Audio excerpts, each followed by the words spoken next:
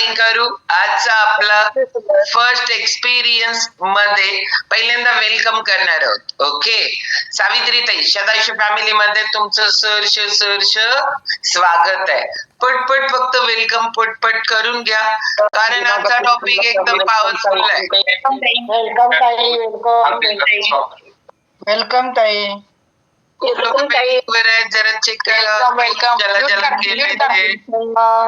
Welcome ताई. Welcome. सावित्रीताई, unmute करा स्वतःला. पहिल्यांदा अनम्यूट कसं करायचं बघा. माईकचं चिन्ह आहे. मी तुम्हाला एक पॉपअप पण पाठवलाय. ओके, त्याच्यावर फक्त क्लिक करा. येत नाहीये तोपर्यंत त्या करूच. तोपर्यंत आपण दुसरा एक्सपिरियन्स घेण्यासाठी जाणार आहोत. गणेश हा, सावित्रीताई, नाव, कुठून आहात, लिंक कुणाकडनं मिळाली, का वाटलं आपण आपल्यावर काम करावं, काय चॅलेंजेस आहेत की ज्याच्यासाठी आपण स्वतःवर काम करायला लागलोय? मी सविता पाटील मॅडम कडून जॉईन झाले. माझी मैत्रीण आहे ती. मी इचलकरंजीहूनच बोलते आणि 8 दिवस झाले. 23 मे पासून मी चालू केले योगा आणि फ्रेश पण चालू केले, परत प्रॉडक्ट पण चालू केले आणि 8 दिवसात मला खूपच फरक जाणवतोय. खूप छान फ्रेश वाटतं एकदम. ओके, उद्देश काही आहे, कशासाठी केलोय आपण? म्हणजे भावी जीवनामध्ये म्हणजे आपल्याला कुठलाही त्रास होऊ नये. आता मला कुठलाच त्रास नाहीये, फक्त माझं थोडंसं वजन 4-5 किलो वाढलेलं आहे. ते कमी करण्यासाठी मी घेतले आता. पण पुढे कुठले चॅलेंजेस येऊ नयेत हेल्थसाठी, त्याच्यासाठी मी आतापासूनच म्हणजे घ्यायला लागले. येस, कसं माहितीये का, आपण एकतर prevention is better than cure. एकदम भारी आहे की तुम्ही पहिलाच काम करायला लागलाय प्रॉब्लेम येऊ नयेत म्हणून.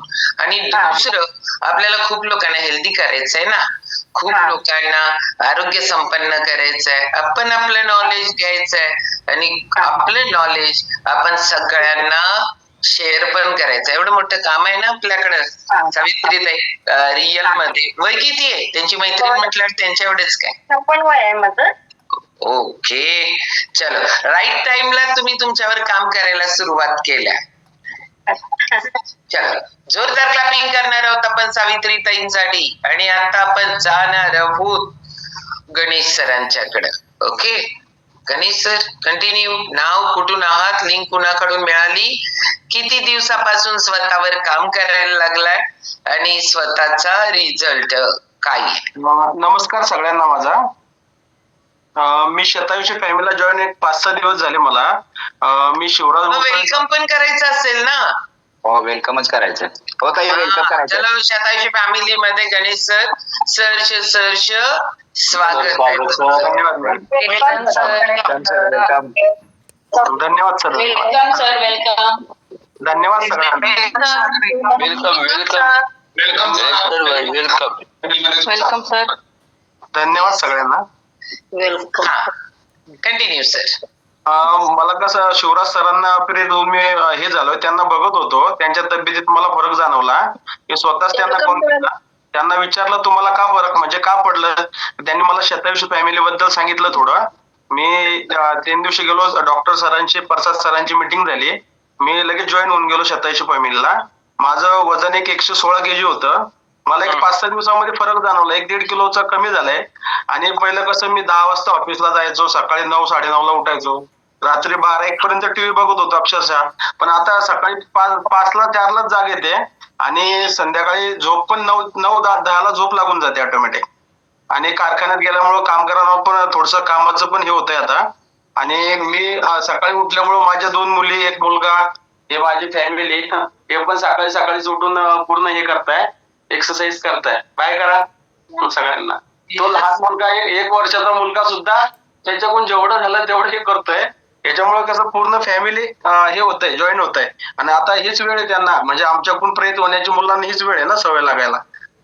गणेश सर, वय किती आहे तुमचं? माझं वय 35 वर्ष. आणि 116 पर्यंत कधीपासून स्टार्ट केले जायला पोचायला? म्हणजे मी आधी जॉब करायचो तेव्हा माझं वेट कमी होतं. पण मी आता त्या ऑफिसला फक्त कम्प्युटरवर बसून आणि दिवसभर जेवत नव्हतो पुन्हा. पहिली गोष्ट मी सकाळी नाश्ता केला तर केला, नाही तर संध्याकाळी 4ला वगैरे असं जेवणाचा टायमिंगच नव्हता. पण सरांनी सांगितल्यामुळे मी 1 वाजता टिफिन घेऊन जातो आणि तिथं कम्प्युटर काम करता करता जेवण करतोय आता. आणि पण आता फ्रेश वाटतं जेवण केल्याने. ते पोट खाली ठेवल्यामुळेच तब्येत वाढते असं मला वाटायला लागलंय. कारण पोटामध्ये खाली पेट गॅस पण होतोय, तर गॅस पण बंद झालाय टायमावर जेवण केल्याने. फरक पडतोय, कारण ते पोटात काही जातच नव्हतं ना. आता जेवण पण मग गणेश सर एवढं सगळा जॉब करत होता, जर पोटाला खायलाच मिळत नाही तर मग ते जॉब कशाला तसला करायचा? थोडंसं स्ट्रगल कसं असतं मॅडम, आमचं मॅन्युफॅक्चरिंग आहे, त्याच्यामुळं कस्टमरला पहिलं प्राधान्य द्यावं लागतंय. कस्टमर आले, येऊन जाता बसता, त्यांच्या गणगणीमध्ये माझं पण ते जेवणात लक्षच नव्हतं जात. आता काय माणसं वगैरे सेटल आहे सगळे, पण कस्टमरला आपलं कसं फोन आला की लगेच उठून जायचं, धावपळ करायची, काय निर्माण करायचं मॅन्युफॅक्चरिंग मध्ये आपल्याला नाव करायचं थोडं. आता बऱ्याच ठिकाणी इथं कंपन्यात झालंय नाव, आणि कस्टमर स्वतःहून माझ्याकडे येत आहे आज. क्वालिटी वगैरे आपण जे देतोय, कस्टमरला सर्व्हिस देतोय, त्याच्यामुळे कुठंतरी लोक धुंडत मला येत आहे. मी कारखान्याचं नाव पण नाही टाकलंय, तरी मला कस्टमर धुंडत येत आहे क्वालिटीमुळे आज. आणि इतरांपेक्षा काही वेगळं करण्याची ताकद आपल्यात आहे. येस, कसं असतं माहितीये का, तुम्ही करताय बरोबर आहे, म्हणजे चांगलं नाव कमवलंय, बिझनेस होतोय, सगळं चांगलं आहे. पण आता तुम्ही वयाच्या 36व्या वर्षी घेतलेला निर्णय हा सगळ्यात बेस्ट आहे. कारण बाकीच्या मशिनरी बनवता कारखान्यातला चांगल्या मशिनरी डेव्हलप करता भगवंतानं आपल्याला हे भारी मशीन दिलंय, याच्याकडे दुर्लक्ष होत जाईल ना. नाही, त्याच्याकरता मला पण फरक जाणवला. मुलांना पण थोडं हे होतंय, त्यांना सवय आता लागली की ते पुढे त्यांची लाईफ हे होईल ना, त्याच्यामुळे अगदी ते आहे. पण आता कारण पासला उठत आहे. म्हणजे मला जाणवतंय, अनुकरण माझं करतात, मुलं 1 वर्षाचा अनुकरण मुलगा करतात. 1 वर्षाचा मुलगा अनुकरण करतोय तो. त्याला तर अजून उभं पण राहता येत नाही, पण तो व्हिडिओ बघून हातपाय हलवतोय, तेवढं तरी त्याच्यात हे होतंय ना. आणि पुढे त्याला पण सवय लागेल. म्हणजे आपल्यासाठी तर चांगलीच गोष्ट आहे, पण इतर आपल्यामुळे 2 चौघं सुधरेल ना. मिसेस पण आता सकाळी 8 वाजता उठायची, सगळे झोपलेलेच राहायचे. आता आपण उठलो की हळूहळू सगळे उठायला लागले ना. तसं असंच असतंय, घरात एकमेकाचं अनुकरण एकमेक करतात, सांगून कोण ऐकत नसतंय. तुम्ही काय करतात ते गोष्टी घरातले करत असतात. गणेश सर स्वतःवर काम करून, स्वतःला पॉवरफुल रिझल्ट काढून खूप लोकांच्या पर्यंत पोहोचवणं हे एक लई महत्वाचं काम आहे. तुमच्यात जर 8 दिवसात इतके बदल होऊ शकतात, तर मग बाकी काही चॅलेंज नाहीये, फक्त वेट एकच चॅलेंज आहे तुम्हाला, कारण तुमचं वय खूप कमी आहे. त्यामुळे एक वेट चॅलेंज वर तुम्ही काम करायला लागल्यानंतर एवढे भारी वाटतात लोकांना, किती चॅलेंजेस आहेत. माझं चॅलेंज होत आहे की माझं एक महिनाभरामध्ये 16 किलो वरचं कमीच झालं पाहिजे, 100 पर्यंत तरी आलं पाहिजे, एवढं चॅलेंज. गणेश सर, ते वाढवताना किती दिवसात वाढले? ते वाढवताना एक 4-5 वर्ष झाले असेल. मग भारी पैकी आम्हाला टास्क द्यायला लागलाय की 4-5 वर्षात वाढवलाय आणि महिन्यात 16 किलो कमी करायला लागलाय. मग जिद्द ठेवल्यावर होईल की ताई, जिद्द आहे की तेवढी. येस, आपल्याकडं 1.5 महिना 45 दिवसात आपल्याकडं 20-21 किलो वजन कमी झालंय. तुम्ही टार्गेट ठेवणं चुकीचं नाहीये, आपण त्या पद्धतीनं काम करणं पण ओके आहे. पण बॉडी कशी रिस्पॉन्ड करते हे तुम्ही आतापर्यंत बॉडीचं कसं संगोपन केलंय त्याच्यावर डिपेंड आहे ना. कारण तुम्हाला पाहिजे सगळंच आहे. मला तर आता चंद्रावर पण घर पाहिजे, पण पॉसिबल इम्पॉसिबल भगवंत ठरवणार की नाही. तसं तुमचं टार्गेट खूप भारी आहे, पण तुमच्या टार्गेट पर्यंत पोहोचायला तुमचं डिवोशन, डेडिकेशन आणि त्याचबरोबर किती खड्डे मारून ठेवलेत बॉडीत काय माहिती आपण. आणि तुम्ही न जेवता बसलाय, आता न जेवता ऊर्जा तयार होणार आहे का बॉडीत? मग ते काय काय करून ठेवलंय तुम्ही, न जेवता बसल्याचा परिणाम आहे. काय काय करून ठेवलंय बॉडीत काय माहिती. पहिल्यांदा जेवण आपण व्यवस्थित मील रिप्लेसमेंट घ्यायलोय, सकस संतुलित आहार घ्यायला लागलोय, जेवणाच्या ताटामध्ये जो चेंज केलाय आपण, ह्या सगळ्यांमुळं पहिला बॉडी ज्या ज्या गोष्टीला प्रेफरन्स देईल त्याप्रमाणे तुम्हाला रिझल्ट भेटणार आहे. संकल्प एकदम दृढ ठेवा. 16 किलो काय सर, 20 केजी कमी करायचा संकल्प ठेवा आणि जेवढं होईल तेवढं स्वीकारा. ओके. पण ताई मला एक विचारायचं होतं, आपण जेवत पण नव्हतो बरोबर, तेव्हा मी जेवत नव्हतो, एक चपाती मला जात पण नव्हती त्याची खायला. पण आता म्हणजे त्याच्यामुळे काय तब्येतीला म्हणजे काय हे असतं म्हणजे बघा, आता तुम्हाला जी ऊर्जा मिळणार आहे ती कशातनं मिळणार आहे? अन्नातनं मिळणार आहे बरोबर. बरोबर. हवेतनं तर काय मिळणार नाही. मग आता तुम्हाला जी ऊर्जा मिळणार आहे ती अन्नातनं मिळणार आहे. तुम्ही जे अन्न घेता त्याच्यावर तुम्हाला काय वाटतंय, तुमचं हृदय चालायला लागलंय की नाही, तुमचं फुफ्फुस चालायला लागलंय, तुमची आतडी काम करायला लागल्यात, तुमचं पॅनक्रियाज काम करायला लागलंय. ते तुम्ही सांगितल्यावर करायला लागलंय का बिन सांगता करायला लागलंय? बिन सांगता करायला लागलाय आणि इच्छावरती मज्जासंस्थेच्या कंट्रोल मध्ये येते.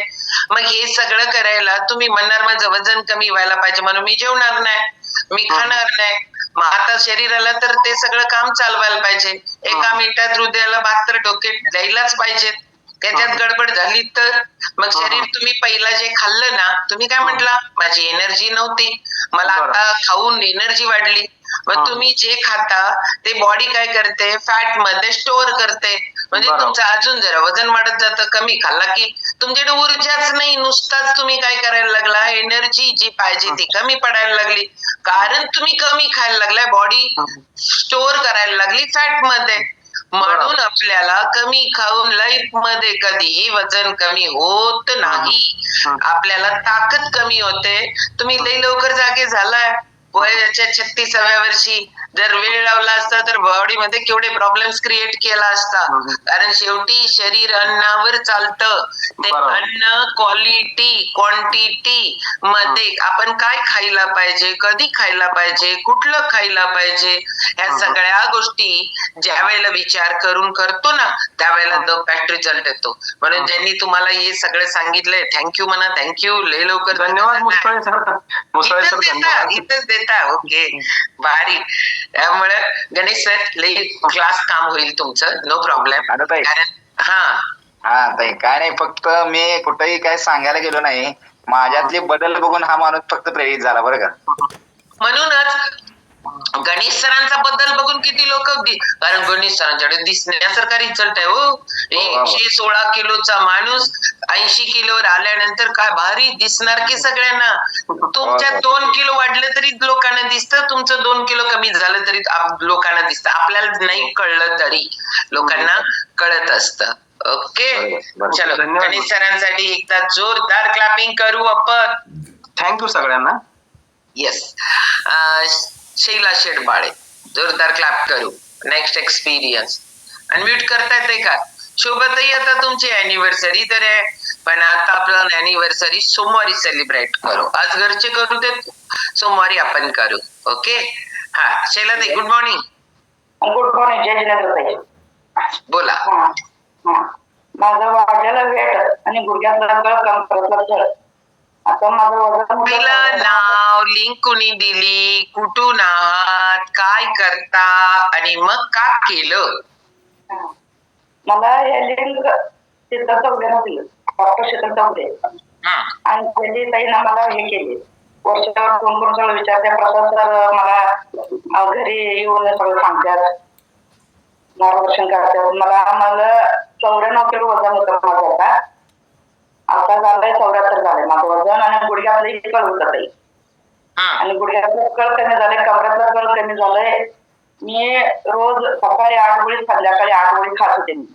आता सगळं बंद झालंय. म्हणजे बीपीचं गोळी पण बंद झाले. आता माझं वेट पण कमी व्हायला लागलंय. मला एवढं छान वाटायला लागलंय सगळं. म्हणजे तुमचं सगळं ऐकून मार्गदर्शन तुमचं, सरांचं, प्रसाद सरांचं, शेट्टी सरांचं, ते सगळं ऐकून मला एवढं छान वाटतं. एवढं मला पहिला घेतले मी, एवढं महाग आहे मला नको म्हणत होते मी.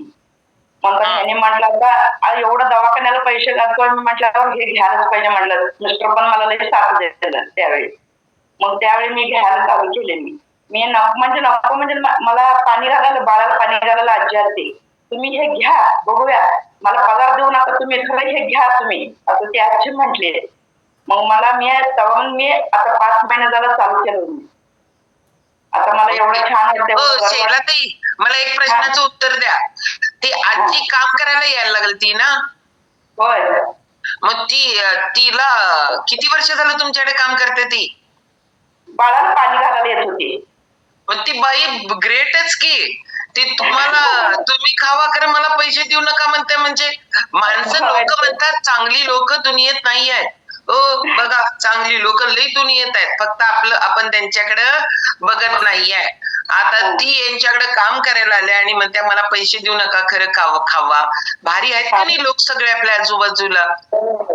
मला खाली शॉप मध्ये उभा राहायचं म्हणजे एवढं जेव्हा येत होतं. आता मी जाऊन ते बायकांच्या बरोबर तिथं राहून काम करून घेते मी. छान वाटतंय मला उभा राहायचं होत नव्हतं. मला खालीवर करते मी नाश्ता, कारण मला छान वाटतंय. तरी पण शैलाताई अजून पण स्वतःच्या गुडघ्याची केअर करा. आयडियल वेट पर्यंत या आणि आयडियल वेट पर्यंत आपण आलो ना तर खूप अजून एनर्जी येते, अजून एनर्जी येते. बर, तुम्ही एकटे घ्यायला लागलाय. दादा घेतात का नाही घेत? घ्यायला त्यांनी पण चालू केलं. आता त्यांचं पण आता शुगर नॉर्मल मध्ये आहे. बर, त्यांना कोण घ्यायला लावलं? त्यांचं त्यांनी घेतो म्हटले का तुम्ही सांगितलं? नाही, प्रसाद सरांनी सांगितले मला. मध्ये थोडा पित्ताचा आणि जरा लगेचा त्रास होता. त्यानंतर ते प्रसाद सर मला रिपोर्ट वगैरे घेऊन यायला सांगितले. मग ते सगळं चेक केल्यानंतर ते औषध चालू ठेवून तुम्ही न्यूट्रिशन चालू करा असं. ओके. तेव्हापासून माझं आता 1.5 महिना झाला मी आता एकच टाइम घ्यायला लागलोय, पण दोन्ही टाइम चालू करतोय. वेळ दुपारच्या म्हणजे 6च्या टायमिंगमध्ये वेळ नाही मिळत म्हणून चुकतंय माझं ते. काय नाही, 7 वाजता घ्या. तुमच्या तिथं वरच आहे ना घर, त्यामुळे जायचं आणि घेऊन यायचं पटकन. बाहेर वगैरे गेल्यानंतर चुकते म्हणून मी एकच टाइम सध्या घेतोय. नाही सर, ज्या दिवशी चुकतंय त्या दिवशी चुकू दे, पण जे चॅलेंज आहेत त्याच्यावर डायबिटीस तुम्हाला रिव्हर्स यायचंय. न्यूट्रिशन फुलफिल करू आणि बेस्ट रिझल्ट काढू. बरं, अजून एक मला प्रश्न आहे शेडबाळ दादा तुम्हाला. आता शेडबाळ वहिनी खाऊ देतात काय महाग आहे म्हणून? नाही तसं काही नाही. त्याच्याशिवाय जमत नाही त्यांना, बाकी काय.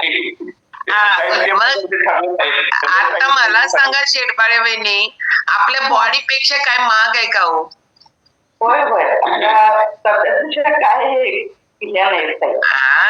एवढं मला एवढं छान वाटायला लागलं. आता काल व्यक्ती म्हणजे तुम्हाला काय बरं नाही का, काय एवढं बारीक झालंय तुम्ही म्हणजे मला काल. अजून किती केजी वजन कमी करायचंय? एक 12 किलो तर कमी करायचंय त्यांनी. अजून 12 किलो. ओके. काय माहितीये का, काय माहितीये का, हे प्रॉडक्ट याची क्वालिटी खूप क्लास आहे. आपल्या सेल्युलर न्यूट्रिशन आहे आणि ह्याच्यामुळं आपल्याला क्वालिटी मध्ये कंपनी कॉम्प्रोमाइज करत नाही, कारण आपण आपल्या बॉडीत त्याच्याही पेक्षा गुड क्वालिटी आहे. तर आपल्याला खूप लोकांना मदत करून ही स्वस्त काय फ्री पण पडता येतं. पण आपण फक्त लोकांना मदत करायला पाहिजे. जे लोक विचारतात आपल्याला, स्वतःमध्ये पहिला बेस्ट रिझल्ट क्रिएट करायला पाहिजे. आणि मग जसं शैलाताई म्हणतात तसं प्रत्येक व्यक्तीला वाटत असतं, पण एक बाजू आपण बघत असतो, दुसऱ्या बाजूकडे आपलं लक्षच नसतं. खूप लोक जी कट्ट्यावर बसलेत अजून लई महाग आहे. 8 तारखेला कोल्हापूरला या. 8 तारखेला कोल्हापूरला आल्यानंतर हे तुम्हाला कळेल, हे कसं स्वस्त पाडायचं आणि हे कसं फ्री पडतं हेही कळेल. ओके, चलो शैलाताईंसाठी एकदा जोरदार क्लॅपिंग करू आपण. आणि आता आपण जाणार आहोत आजचा आपला टॉपिक. आजचा टॉपिक एवढ्यासाठी महत्वाचा आहे कारण का माहितीये काय, सगळं असू दे, जोपर्यंत आपल्या जवळ ही गोष्ट आहे तोपर्यंत त्याची व्हॅल्यू करत नाही, आणि जो वेळेला आपल्या हातात ही गोष्ट जाते त्या वेळेला मात्र आपण त्याची इतकी कदर करत असतो की नुसतं दुकान लागलं तर डोळ्यात पाणी यायला लागतं. या सगळ्या गोष्टी तरी पण आपण जागे होत नाही. आपल्याला वाटतं हे काय, याची व्हॅल्यूच नाही आहे. पण जसं आता मी हे वय पण म्हणणार नाही, 50, 60, 40 म्हणणार नाही. आजकाल लहान बेबींपासूनच प्रॉब्लेम यायला चालू झालेत आणि तो विषय आहे, त्या विषयाचं नाव आहे दाताचं आरोग्य. आणि आपण सगळे लय भाग्यवान आहोत. आपल्याला आजचा विषय, एक डेंटिस्ट तुम्हाला किती वेळ देऊ शकतात, त्यांच्याकडे वेळच नाही, कारण अशी क्यू असते, अशी नंबर असतात आणि त्याच्यामुळे त्यांच्याकडे वेळ नसतो. पण आपण सगळे भाग्यवान आहोत. एकदा स्वतःला शाबासकी घ्या, कारण आपण तुम्हाला का की डॉक्टरांना आपण नंतर देऊ, पण पहिलं स्वतःला शाबासकी घेऊ. आज आपल्याला अर्धा तास डॉक्टर आपल्या दाताबद्दलची माहिती देणार आहेत. त्यामुळे जोरदार क्लॅपिंग करणार आहोत डॉक्टर अजिंक्य पाटील सरांसाठी. सुमित सर, ऑल म्यूट टाका.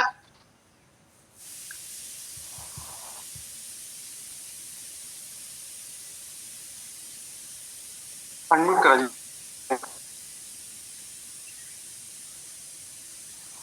गुड मॉर्निंग सर्वांना. आवाज ऐकू येते ना? येतोय. चला तर आजच्या टॉपिकची सुरुवात करूया. आजच्या टॉपिकचं नाव आहे दातांचे आरोग्य. आता सर्वांना प्रश्न पडला असेल, इतक्या आपल्या आरोग्याच्या प्रश्नांपेक्षा दाताचा प्रश्न कशाला एवढा महत्वाचा आहे? दुखला तर काढून टाकायचा, त्यात काय एवढं? तर दातांचं आरोग्य सुद्धा आपल्या इतर म्हणजे बाकीचं आरोग्य आहे त्याच्या इतकंच महत्वाचं आहे. त्याचं कारण असं आहे की दातांचा उपयोग काय? तर बऱ्याच लोकांना फक्त वाटतं की जेवायसाठी फक्त दातांचा उपयोग होतो आणि 32 दात आहेत, त्यातले 1-2 काढले तर काय फरक पडत नाही किंवा 4-5 गेले तरी काय फरक पडत नाही. पण सर्व दातांचा रोल वेगळा आहे, म्हणजे प्रत्येक दाताचं काम वेगळं आहे. त्याचं काम तोच दात करावा लागतो किंवा त्याची जी पोझिशन असते तिथंच ती गोष्ट घडत असते. कारण पुढच्या दातांना अन्न बारीक करता येत नाही. पुढच्या दातांचं काम फक्त अन्न तोडणे किंवा घास चावणे तोडणे याच्यासाठी असतं आणि पाठीमागच्या ज्या दाढा असतात त्यांचं काम असतं अन्न बारीक करणं. त्यात सुद्धा पाठीमागच्या दाढांमध्ये सुद्धा दाढा आणि उपदाढा अशा वेगवेगळ्या प्रकारच्या असतात, त्यांची रचना असते, प्रत्येकाचं फंक्शन वेगळं असतं. त्यामुळे प्रत्येक 32च्या 32 दात आपल्या तोंडामध्ये असणं आवश्यक असतं. तर आता बऱ्याच लोकांचं ह्या दातांच्या आरोग्याकडे दुर्लक्ष झाल्यामुळं बऱ्याचशे समस्या त्यांच्यात निर्माण झालेल्या असतात आणि ह्या समस्या निर्माण झाल्यानंतर आपण डेंटिस्टकडे जातो आणि दात दुखा लागल्यानंतर किंवा ते आपल्या हाताबाहेर गेल्यानंतर आपण त्याच्यावर उपचार घ्यायला जातो. त्यामुळं बऱ्याचशा जणांचं नुकसान होतं की दात काढावा लागतो किंवा दात खराब होतो, फक्त मुळं शिल्लक राहतात. तर हे असं होऊ नये म्हणून एक अवेअरनेस साठी हे आपलं लेक्चर आहे आजचं, की आपल्या दातांची निगा कशी राखायची किंवा आपल्या दातांचं महत्व काय हे महत्व सगळ्यांना समजलं पाहिजे. तर ह्या आपल्या पचन संस्थेची सुरुवात आपल्या दातांपासून होते, म्हणजे आपल्या तोंडातूनच पचन संस्थेची सुरुवात होते. त्यामुळे आपलं जे रोजचं जे आपण अन्न खातो ते अन्न बारीक करणं, चर्वण करणं सगळ्यात महत्वाचं असतं. कारण ते जाडं भरडं अन्न जर पोटात गेलं तर ते पचत नाही. त्याची जर एक बारीक पेस्ट जर आपल्या पोटात गेली चर्वण केल्यानंतर त्या अन्नाची, तरच ते अन्न चांगल्या प्रकारे पचतं. त्यामुळं ज्या लोकांना दात नाहीत त्या लोकांना विचारा की अन्न पचतं का? तर त्यांना अन्न पचत नाही, त्यांना अन्न खाता येत नाही. आवडीचे सगळे पदार्थ त्यांना खाता येत नाहीत, कारण चावताच येत नाही. चावता येत नसेल तर खाणार कसे ते? त्यामुळं हे दातांचं आरोग्य आपल्याला खूप महत्वाचं आहे. कारण जर पचनच झाले नाही तर सगळ्या शरीरावर त्याचा इफेक्ट पडतो. म्हणजे पचन संस्था जर व्यवस्थित चालली नाही तर सगळ्या संस्था बिघडतात, म्हणजे बाकीचे सगळे आजार त्या संस्था बिघडल्यामुळे निर्माण होतात. तर हे सगळे आरोग्य आपल्याला जर राखायचं असेल तर सगळ्यात महत्वाचं आपल्याला दातांचं आरोग्य राखलं पाहिजे. तर यासाठी आपण थोडक्यात माहिती घेऊया की दातांचे आरोग्य कसे राखायचे किंवा दातांच्या आरोग्याबद्दल थोडक्यात माहिती घेऊ. तर ह्या फोटोमध्ये आपल्याला दातांची किंमत जी आहे ती कळते. एकच माणूस आहे, एका साईडला त्याचे दात नाहीये, दुसऱ्या साईडला त्याचे दात आहेत. दिसण्यावर सुद्धा एजचा फरक किती पडतो बघा. दात असले तर एक 10 वर्ष तरुण दिसतो माणूस आणि दात नसले की 10 वर्ष आहे त्या वयापेक्षा म्हातारा दिसतो. कारण दिसण्यावर सुद्धा दाताचा खूप इम्पॅक्ट आहे. दिसण्यासोबतच खाण्यावर सुद्धा खूप परिणाम होतो, कारण तोंडात दातच नसतील तर खाता येत नाही. तिसरी गोष्ट, आपलं जे चेहऱ्याचा जो आकार आहे तो चेहऱ्याचा आकार, त्याला कॉलम किंवा पिलर असं हे दातांचं महत्व आहे. म्हणजे तो आकार मेंटेन करण्यासाठी आपल्याला दात खूप गरजेचे असतात. ज्यांचे दात नाहीत त्यांचा चेहऱ्याचा आकार कमी झालेला असतो, म्हणजे हे जबडा असं वर पूर्ण टेकलेला असतो, ओठ सुरकुत्या पडणे किंवा गालाला सुरकुत्या पडणे हे दात नसल्याचीच लक्षण असतात. तर या सर्वासाठी आपल्या दाताचं महत्व खूप आहे. तर थोडक्यात आपण बघूया, 2 प्रकारचे दात असतात, म्हणजे एक दुधाचे दात असतात आणि एक परमनंट दात असतात, म्हणजे मूळ दात असतात. तर हे 2 प्रकारचे दात कधी येतात? तर जे लहान मूल असतं ते लहान मुलं वयाच्या साधारण 6व्या महिन्यापासून 6व्या वर्षापर्यंत हे दुधाचे दात त्याच्या तोंडात येतात आणि ते वयाच्या साधारण 12 वर्षापर्यंत असतात. म्हणजे 6व्या वर्षापासून 12व्या वर्षापर्यंत. तर हे साधारण वयाच्या 6 वर्षापासून 12 वर्षापर्यंत म्हणजे दुधाचे दातही असतात आणि परमनंट दातही असतात. आणि 12-13व्या वर्षानंतर फक्त आपल्याकडे परमनंट दात असतात, जेव्हा दुधाचे सगळे दात पडून येतात. तर बऱ्याच लोकांमध्ये काय अडचण असते, तर हे दुधाचे दात पडत नाहीत पण परमनंट दात येतात, तर त्या लोकांना ते काढून घ्यावे लागतात, कारण ते बाकीच्या दातांना अडचण करतात, चावताना अडचण करतात. त्याच्यामध्ये घाण अडकून बसते, म्हणजे अन्नकण अडकून बसतात, ते किडतात आणि चांगले दात सुद्धा खराब होऊ शकतात. प्रॉब्लेम दिसतो की खालचा परमनंट दात जरी आला तरी दुधाचा दात आहे तसा असतो, त्याच्या पाठीमागून येतो, वेडेवाकडे दात तयार होतात. तर त्यांना सुद्धा ट्रीटमेंट करून घ्यायची आवश्यकता असते. त्यानंतर दाताची रचना ही थोडक्यात आपण बघूया. म्हणजे दात म्हणजे काय असतं? दातामध्ये साधारण 3 लेयर म्हणजे 3 आवरण असतात. सगळ्यात आतला आवरण जो असतो त्याला पल्प म्हणतात किंवा दाताचा जो सजीव पार्ट आहे त्याच्यामध्ये नर्व्स असतात किंवा ब्लड वेसल असतात, म्हणजे रक्ताचा सप्लाय दाताला जो होतो किंवा जो सेन्सेशनचा सप्लाय असतो तो त्या सगळ्यातल्या आतला जो पार्ट आहे पल्प, त्या पल्प मध्ये असतो. त्याच्यानंतर त्याच्या वरचं जे आवरण असतं त्याला डेंटिन म्हणतात आणि सगळ्यात वरचं आवरण असतं त्याला इनॅमल म्हणतात. ह्या 3 आवरणांनी आपला दात बनलेला असतो. तर हे इनॅमल जो आहे म्हणजे सगळ्यात वरचा जो आवरण आहे तो सगळ्यात स्ट्रॉंग, म्हणजे आपल्या शरीरातला सगळ्यात स्ट्रॉंग किंवा सगळ्यात हार्ड पार्ट कोणता असेल तर तो इनॅमल आहे. म्हणजे त्याच्या इतकं हार्ड कोणता पार्ट नाहीये. त्यानंतर त्याच्यापेक्षा थोडं कमी हार्ड तो डेंटिन असतो.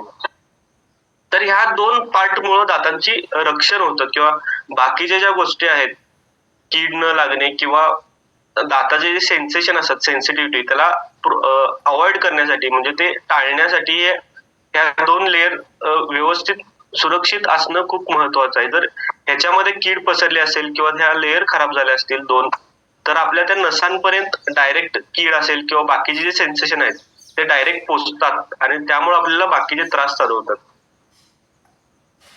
आता सर्वात महत्वाचा प्रॉब्लेम जो आपण फेस करतो तो कोणता आहे तर दातांमध्ये लागलेली कीड. आता हे कीड प्रत्येक दाताला लागू शकते, म्हणजे पुढच्या दात किडत नाहीत असं काही नाही किंवा पाठीमागच्या दाढा किडत नाहीत असं काही. सगळे 32च्या 32 दात सुद्धा किडू शकतात. याची वेगवेगळी कारणं आहेत.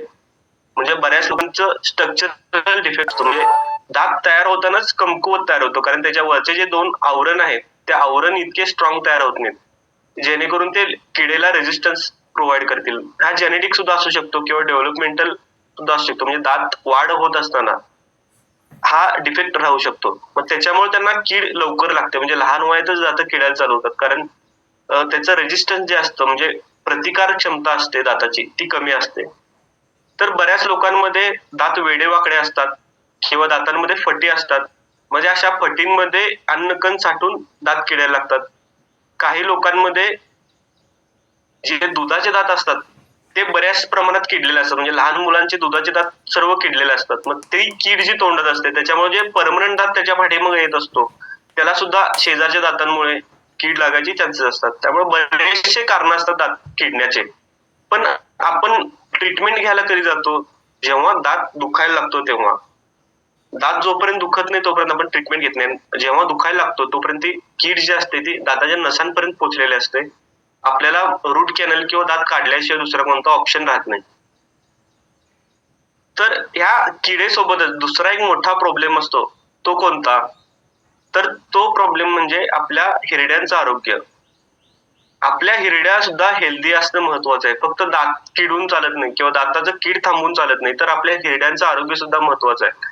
हिरड्या सुद्धा निरोगी राहायला लागतात, कारण दात हा कशात असतो तर हाडांमध्ये आणि हिरडीमध्ये, म्हणजे दाताचा सपोर्ट ह्या 2 गोष्टींचा असतो.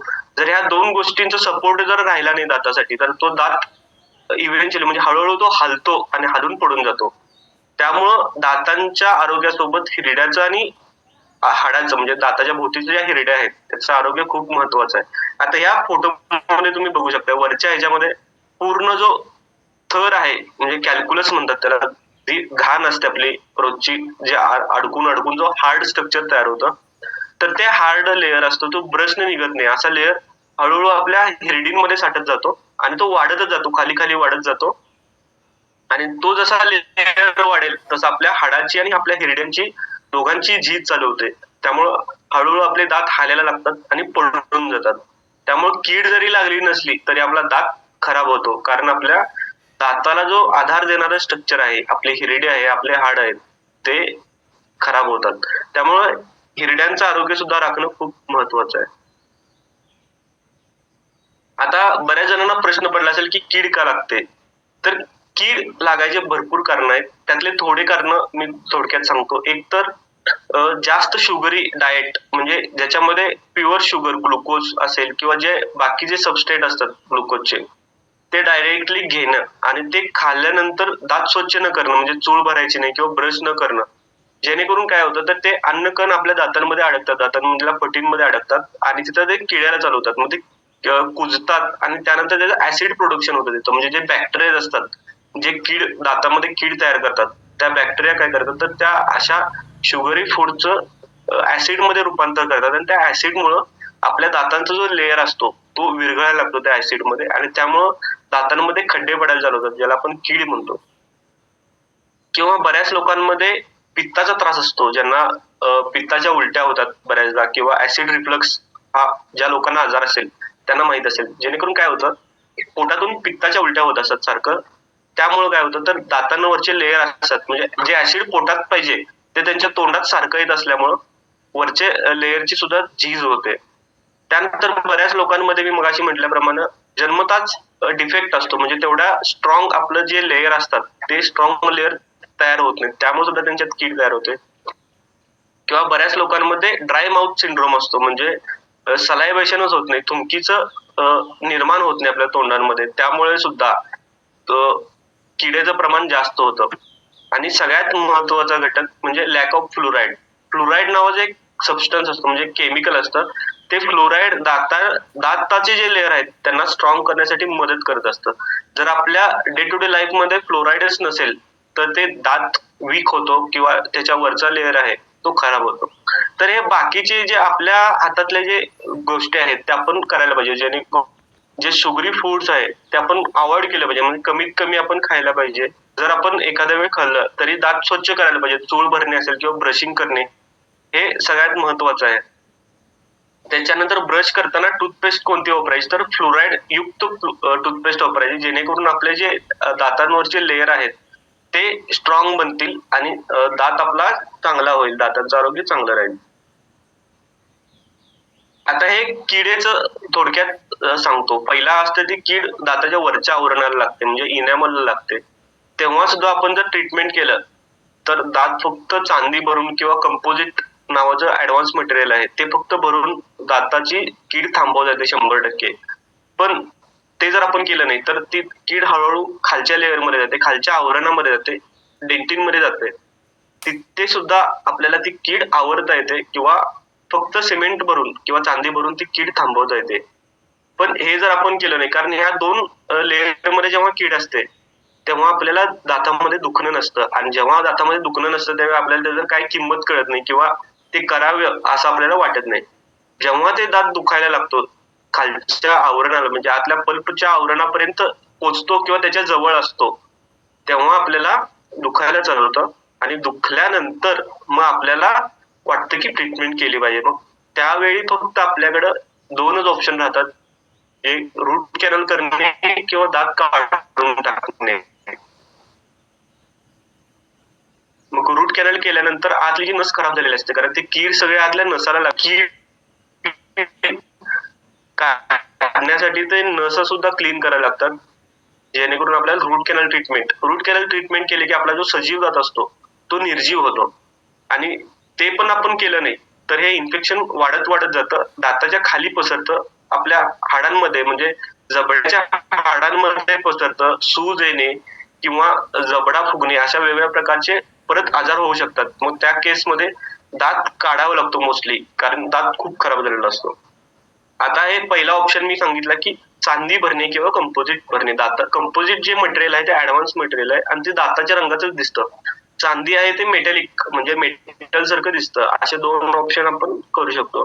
त्यानंतर रूट कॅनल ट्रीटमेंट मध्ये कीड काढली जाते, त्यानंतर दातांच्या ज्या नसा खराब झालेल्या असतात ते नसा काढल्या जातात, इन्फेक्शन कंट्रोल केलं जातं, म्हणजे जे इन्फेक्शन पसरलेलं असतं दातांच्या खाली ते कमी केलं जातं, त्यानंतर आर्टिफिशियल नस आणि सिमेंट भरून तो दात पक्का भरला जातो आणि तो दात सुद्धा चांगला टिकतो, त्याला काय होत नाही. त्यानंतरचा सगळ्यात शेवटचा ऑप्शन असतो तो दात काढणे, म्हणजे जर ह्यातलं काहीच होत नसेल तर सगळ्यात शेवटी दात काढायचे. पण बऱ्याच लोकांचं असतं दात दुखायला लागला की दात काढा, डॉक्टरकडे येतात आणि दात काढायला सांगतात.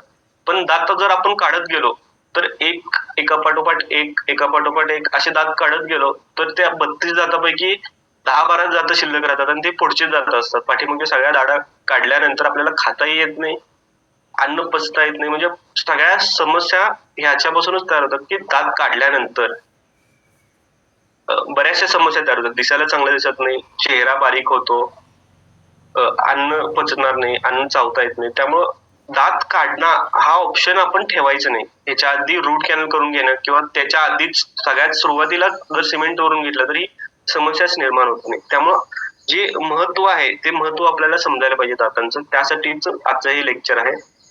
आणि त्यानंतर जर दात काढलाच तर तो बसवून घ्यायला पाहिजे, तितकंच महत्वाचं आहे. कारण जर दात बसवला नाही तर ती जागा कायमची तिथं निर्माण राहते आपल्या दातांना, जबड्यामध्ये. आणि त्यामुळे काय होतं, तर त्या दाताचा जी जागा आहे, रिकामी जागा, त्याच्या पुढचा दात किंवा त्याच्या पाठीमागचे दात त्या जागेमध्ये सरकतात, हळूहळू तिकडे सरकतात. त्यामुळे आपलं जे चावणं आहे ते चावणं व्यवस्थित होत नाही, कारण दात सरकतात, इकडे तिकडे सरकतात. त्यामध्ये एकमेकांवर व्यवस्थित चावलं जात नाही. त्याच्यासोबतच काय होतं, तर जो दात काढलाय त्याच्यावरची जी जागा आहे, म्हणजे त्या जागेच्या वरचा जो दात आहे तो दात खालच्या जागेत याला सरकतो, म्हणजे वरच्या जबड्याचा दात खाली सरकतो. त्यामुळे ते हळूहळू तो खाली खाली खाली येतो, म्हणजे त्या दातात सुद्धा आरोग्य खराब होतं, खालच्या 2-3 दातांचं सुद्धा आरोग्य खराब होतं. म्हणजे फक्त एक दात जरी काढला तर पूर्ण जबड्याचं आरोग्य खराब होतं, वरच्या दातांचं असेल किंवा खालच्या दातांचं असेल, दोन्ही दातांचं आरोग्य खराब होतं. त्यामुळे दात जरी काढला तरी तो लगच्या लगे बसवून घेतला पाहिजे. मग त्यात 2-3 ऑप्शन असतात. एक तर फिक्स बसवण्यामध्ये डेंटल इम्प्लांट असतो, म्हणजे स्क्रूच्या माध्यमाने जेवढ्या दात काढला तेवढाच दात आपण एक स्क्रू घालून तो दात फिक्स करू शकतो. किंवा ब्रिज बसवणे, म्हणजे तो दात जो काढलाय त्याच्या पुढचा दात आणि त्याच्या पाठीमागचा दात तो थोडा बारीक करून त्या तिन्हीवर एक ब्रिज असतो, म्हणजे 3 दातांची कॅप असते, ती बसवून घ्यायला पाहिजे. त्यात बसवून घेतल्यानंतर ते आपल्याला व्यवस्थित खाता, बोलता, पिता सगळं, म्हणजे सगळ्या आपल्या नॉर्मल फंक्शन आपण करू शकतो. आता हे मगाचपासून मी जे सांगितलं की दातांची कीड आणि हिरड्यांचं आरोग्य हे कसं आपण प्रिव्हेंट करायला पाहिजे, म्हणजे जेणेकरून किडणार नाही दात आणि आपले हिरड्यांचं आरोग्य सुद्धा चांगले राहील. तर याच्यासाठी 2 महत्वाच्या गोष्टी आपल्याला करायला पाहिजेत. एक तर आपल्या लेवलवर आपण ज्या गोष्टी करू शकतो त्या, आणि दुसरी गोष्ट म्हणजे डेंटिस्टच्या लेवलवर.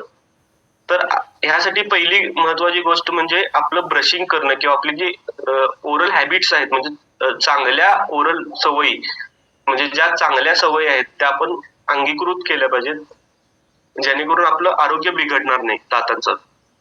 आणि दुसरी महत्वाची गोष्ट म्हणजे दर 6 महिन्याला एक डेंटल व्हिजिट, म्हणजे डेंटिस्टकडे आपण व्हिजिट करून आपले दात दाखवून घेतले पाहिजे, जेणेकरून ज्या कीड आपल्याला दिसत नाही. कारण आपल्या आरशात बघितलं तर 2 दातांच्या फटींमध्ये तयार झालेली कीड आपल्याला दिसूच शकत नाही.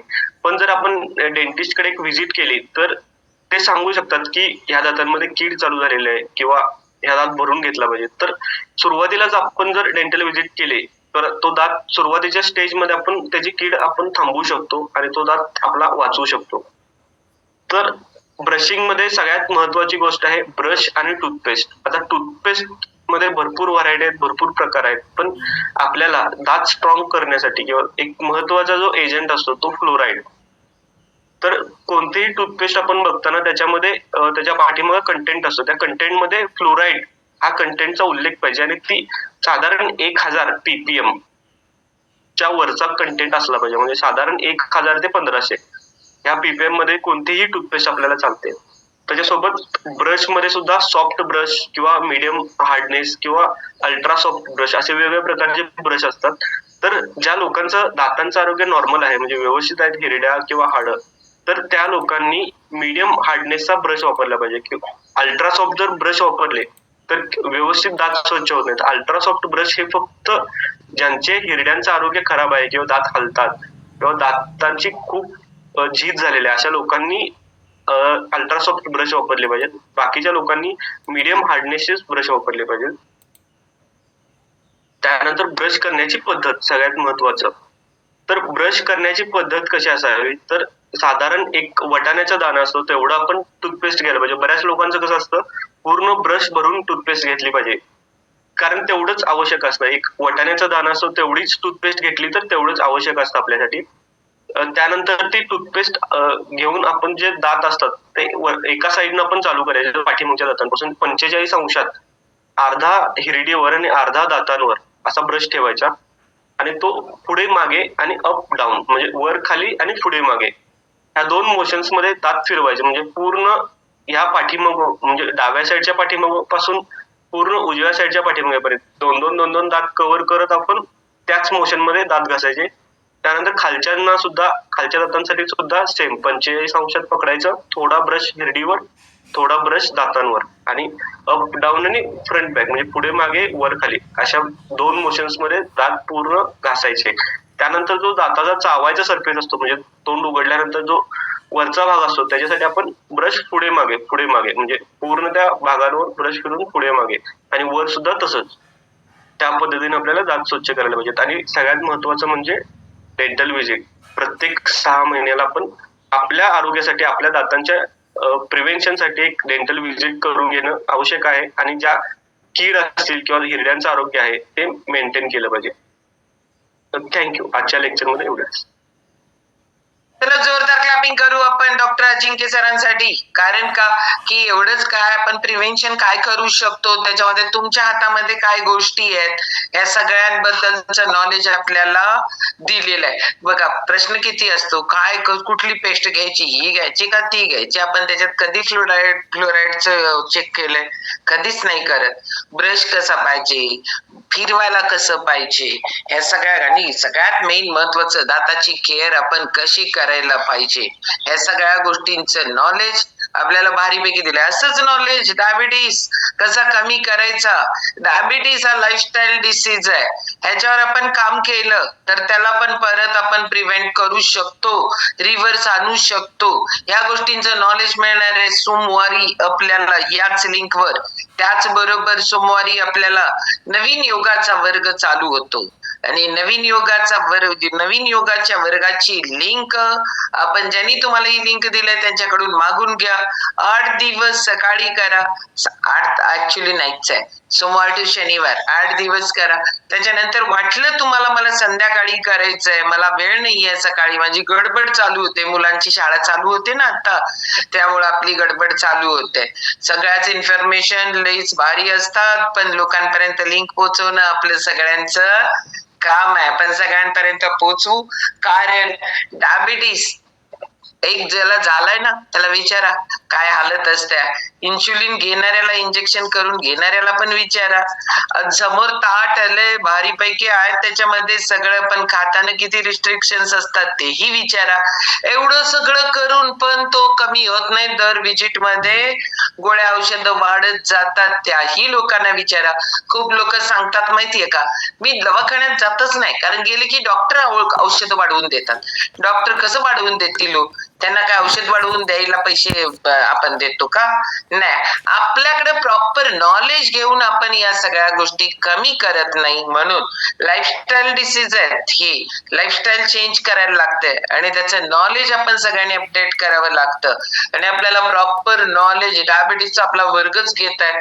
डायबिटीसचे इतके रिझल्ट पॉवरफुल आहेत की सगळ्याच्या सगळ्या ऑन पेपर रिव्हर्स आहेत. तोच वर्ग म्हणजे घेणारच व्यक्तिमत्व आपल्याला सोमवारी लेक्चरला आहेत. त्यामुळे आपण सगळेजण खूप लोकांनी एक व्यक्तीपर्यंत लिंक पोहोचवू आणि खूप लोकांचं आयुष्य बदलू. जोरदार क्लॅपिंग आज परत एकदा डॉक्टर अजिंक्य पाटील सरांसाठी. आणि आपण भेटणार आहोत सोमवारी. उद्या आपल्या ऑल सेशनला सुट्टी आहे सगळ्यांना. इचलकरंजी आणि इचलकरंजीच्या भागातले जे लोक असतील फिजिकली आपण भेटू शकतो. उद्या इचलकरंजीला 3 तासाचा प्रोग्राम आहे. त्या 3 तासाच्या प्रोग्रामची लिंक मागून घ्या. सगळेजण तिथं सगळ्यांना एकमेकांना भेटू शकतात. ओके, चलो thank you very much. Good day, हरिओम सगळ्यांना. भेटू आपण मॉर्निंग हिल स्टेशनच्या सोमवारच्या लिंकवर. थँक्यू.